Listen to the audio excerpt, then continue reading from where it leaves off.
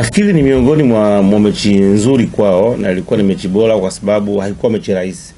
Na hata nyuma nilishazungumza kwamba Stellenbosch ukiwaangalia kwa maana ya kwenye makaratasi au kwenye historia takwimu za Kiafrika unaweza usiwaone kama ni sehemu ya timu kubwa, lakini kama umechukua nafasi ya kuweza kuwafuatilia hata kama sio katika ligi yao, katika tu michuano toka wameanza, utagundua kama ni timu ambayo ina ugumu wake, inacheza kwa nidhamu ya hali ya juu, ni timu ambayo ina fitness nzuri, ni timu ambayo ina plani ambayo ni ngumu kuweza kuidhibiti. Kwa hiyo nilitegemea kuweza kuona mchezo utakuwa mgumu, na hata kile ambacho kimetokea kwa pande mwingine ni lazima tuweze kuwapongeza Simba kwa sababu haikuwa mechi rahisi. Kupata goli moja katika mechi ambayo ilikuwa ukiangalia ilikuwa na mazingira yote ya kwenda kutoa mazingira ya sare, lakini walipambana, wakatumia opportunity moja katika dakika za nyongeza mechi ya kwanza na wakaweza kuscore. Na siku zote katika michuano hii ambayo ni ya mtoano, ukipata ushindi wowote ule tayari ni advantage kwa sababu tayari unakuwa una kitu. Kwa hiyo noma hata mfuata goli moja, ungepata magoli mawili, lakini kupata goli moja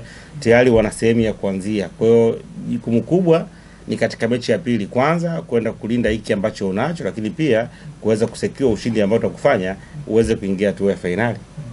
Wengi wamekuwa wakishutumu maoni, kwa maana maoni ya watu wakishutumu dakika za mwisho Jean Charles Ahoua amekosa nafasi muhimu, pengine goli mbili ningewafanya Simba ikawa na mchezo mwepesi zaidi katika mchezo wa marudiano. Nafasi ya Jean Charles Ahoua kukosa goli dakika za mwisho, wao unaizungumzia? Mimi kidogo nitakuwa tofauti na watu wengi ambao wamekuwa wakitazamia. Pengine watu wamepata hizo hisia kutokana na kutamani kupata kitu ambacho hakikupatikana, lakini ukiangalia scenario ya nafasi yenyewe ambayo ilitokea, ujue ukiwa kiwanjani unakuwa na pressure kubwa kwa sababu pale tunakwenda vitu viwili, time and space. Unataka uweze kudominate, lakini pia opponent au mpinzani wako naye anataka aweze kukuzuia pia. Kwa hiyo ambacho kilitokea ilikuwa ni tukio la haraka within no time. Kwa hiyo kuwa na ufikirio mkubwa wa kufanya vitu vingi haiwezi kuwa rahisi. Because movement yake ilikuwa nzuri ya kuweza kuanticipate mpaka anapokea mpira, lakini hata ambacho alikifanya kuweza kumpunguza golikipa akaenda kwenye engo. Kwa hiyo kwenye kumalizia ilitokea tu isipo bahati akaweza kupoteza ambavyo mtu mwingine yoyote yule angeweza kupoteza. Si mara moja, si mara mbili, tumeshuhudia nyota wengi wakubwa wakikosa zile nafasi. Kwa hiyo itoshe kusema kwamba tu haikuwa bahati, lakini bado haiwezi kuondoa na kuanza kumuona kama ni mkosaji kwa sababu amekosa nafasi, na katika mpira sio kila nafasi ambayo unaweza ukaitumia. Mimi binafsi naamini kwamba ni sehemu ya mchezo, alikuwa na wazo zuri mpaka wengine wakaenda mbali, pengine angeweza kumpa kibu. Haya unayazungumza kwa sababu uko nje au kuwa kwenye ile pressure au kuwa kwenye kukabu, lakini kwa mtu ambaye alikuwa yuko pale katika ile engo, jambo kubwa lilikuwa ni concentrate na kile ambacho alikifanya, na alikuwa na utulivu, akashindwa kutumia nafasi ambayo ni sehemu ya mchezo. Kwa binafsi nafikiri ni tukio la kawaida kama tukio mengine, isipokuwa tu kwa sababu ulikuwa ni uhitaji. Kama ingekuwa Simba anaongoza magoli 4 magoli 5, usingesikia kuweza kuwa story. Ila kwa sababu alikuwa na uhitaji wa matokeo, ndiko zikaanza kutafuta alama zote kwenda wapi. Unadhani nafasi ya Simba kupata ushindi ama kupata sare Afrika Kusini ipo kwa kiasi gani? Hapo ndipo watu wengi ambao wanakuwa wanielewi na waendelee kutokunielewa.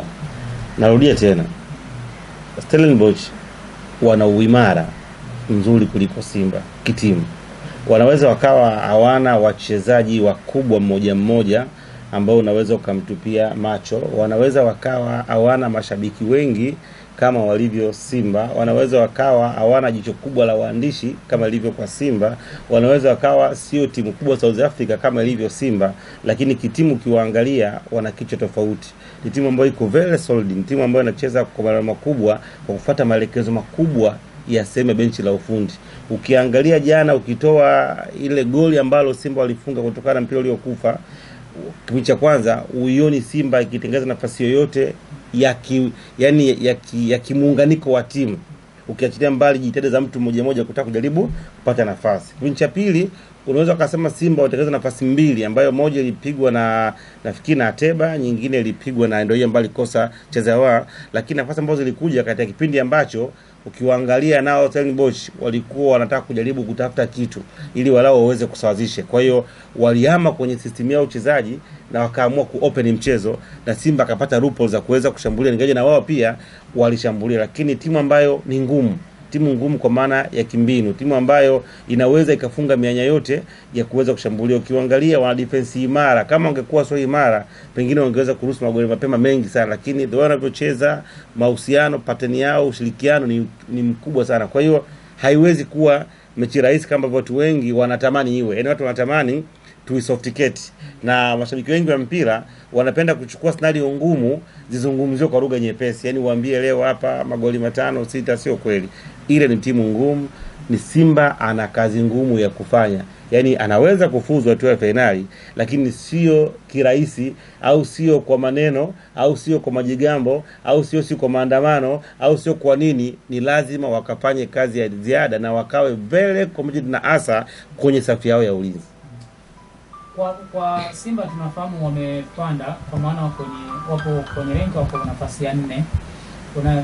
Kwa maana vilabu, unadhani kuwepo nafasi ya 4 kuna wa favorite Simba mbele ya hawa Stellenbosch Afrika Kusini, kwa maana ya waamuzi? Sababu watu wanaamini kwamba kwa ndani ya top 10 basi hata nafasi ile ya waamuzi jicho linakuangalia wewe zaidi, yani linakufavor wewe zaidi. Unadhani hiyo ipo hivi? Hapana, sio kweli. Sio kweli, na sifikiri kama iko sahihi. Makosa ya Kiafrika, nafikiri hiyo ni mada nyingine. Tuna changamoto ya kiuamuzi. Tuna changamoto, yani shirikisho la soka la Afrika na waamuzi wake, naweza kusema kuna sehemu kuna corrupt, yani liko very corrupt. Kuna shida ambazo zatokea, lakini hizo hatuwezi kuzizungumza. Ninachoweza kusema ni kwamba tu hazisaidii, kwa sababu viwango vya Afrika viko tofauti na sehemu nyingine nyingi sana. Yaani viwango hivi vina system yake iko tofauti, kwa maana timu inakusanya alama ndani ya miaka 5. Kwa hiyo timu inawezekana ilikusanya alama miaka 4 iliyopita, lakini kwenye current years ikawa haiko form, lakini bado ukaiona iko juu. Leo hii ukiniambia timu kama Orlando Pirates, naamini iko juu. Yaani Simba iko mbele ya Orlando. Naamini Simba iko mbele ya Pyramid kama sikosei, na timu nyingine. Lakini je, katika uhalisia wa kawaida Simba na Orlando timu ipi ni bora kwa sasa kwenye current form? Utagundua Orlando ni bora. Kwa hiyo ni viwango ambavyo wakati mwingine havireflect uhalisia jinsi ulivyo, kwa sababu kuna accumulation.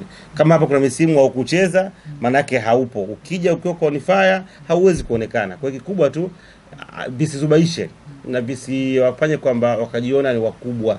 Kuna timu nyingi zimechukua bingwa wa Afrika zaidi ya mara moja, lakini leo kwa top 10 hazipo vile vile. Kwa nafikiri kubwa ni wao kufanya maandalizi kwenye kile ambacho wanacho, kuangalia kikosi chao, kuangalia ubora wao na madhaifu yao, wajikite hapo. Lakini kujikita kwenye viwango vya soka barani Afrika vile haviingii kucheza wala hawezi kusaidia. Kwa maneno yako, maana yake ni kwamba Young Africans ni bora ndani ya misimu hii mitatu.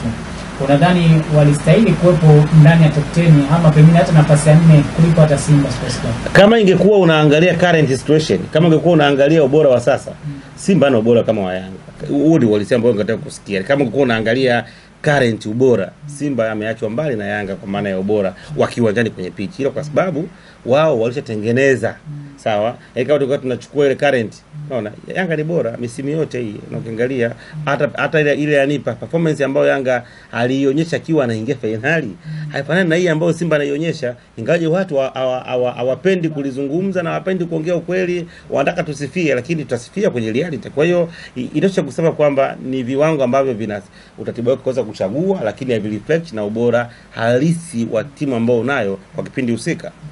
Pengine ya Simba Sports Club kukosa uwanja wa Benjamin Mkapa hapo jana kumewaathiri, na ndio maana pengine wamepata ushindi mdogo wa goli moja. Definitely nilizungumza kwa sababu ngome yao kubwa Simba ni uwanja wa Benjamin Mkapa. Ni sehemu ambao wamekuwa kwanza wanapata confidence. Wakiamini kwamba ni sehemu ambayo wanaweza kufanya lolote. Kuna kipindi walikuwa na mazingira ambayo wengine ungesema hayawezekani, lakini wao wanayageuza inawezekana. Lakini kubwa hata nguvu ya mashabiki, lakini hata matumizi ya kiwanja chenyewe, aina ya nyasi ambazo ziko pale na miundombinu yake na vingine vingi, bado ilikuwa ni sehemu ambayo wanakuwa wana atmosphere ya kiutofauti. Kwa hiyo kukosekana kwenye katika ule uwanja kuna kitu kimepungua. Na jana nikaa nasikia baadhi ya watu ambao wanaamini mpira nje kwamba viongozi walikosea kupeleka mechi Zanzibar. Ni scenarios tu. Nafikiri watu wajikite kwenye kuangalia ubora. Unajua changamoto, watu wanahusisha ushindi na mambo mengi ya nje ya kiwanja ambayo hayana msaada. Leo hii tuizungumzie Simba kwa kuangalia kikosi chake kuanzia namba 1 mpaka 11, kwa kuangalia benchi la ufundi. Sasa ukianza kuhusisha mara kiwanja, mara sijui nini, mara ingia huyu, hivyo wakati mwingine ndio vinatufanya tushindwe kuona uhalisia na kuwachukia watu ambao wanakuwa wanatuambia ukweli.